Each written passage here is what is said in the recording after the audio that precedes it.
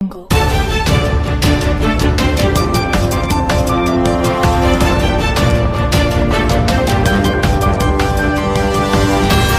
Jungle.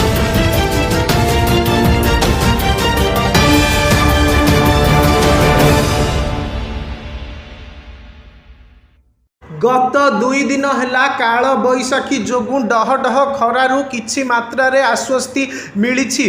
पाणीपाग विशेषज्ञों आकलन अनुसार एभली स्थिति आसंता 5 तारिख जाए रहिबो। एहारी मध्यरे आसंता 24 घंटा पई 8 जिला को वज्रपात सतर्कता जारी करिछि आंचलिक पाणीपाग केन्द्र।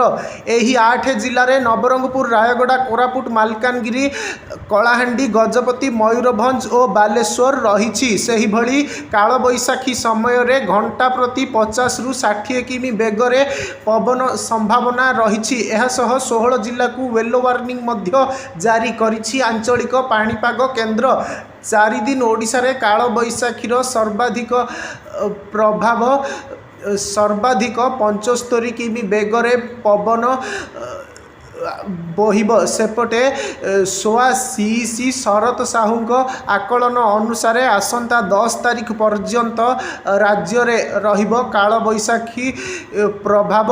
तेबे 4 तारिख रु एक ट्रप लाइन केन्द्र भारत रे सृष्टि हेबा संभावना रही। यार प्रभाव 7 रु ओडिशा उपरे पड़िबो बोली कहिसंती सीसी मुख्य शरत चंद्र साहू।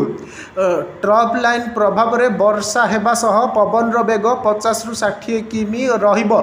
झटका पवन 75 किलोमीटर प्रति घंटा प्रवाहित हेबार संभावना रही। तेबे 10 तारिख परठू तापमात्रा बढ़िबा नै कहिसंती शरत साहू।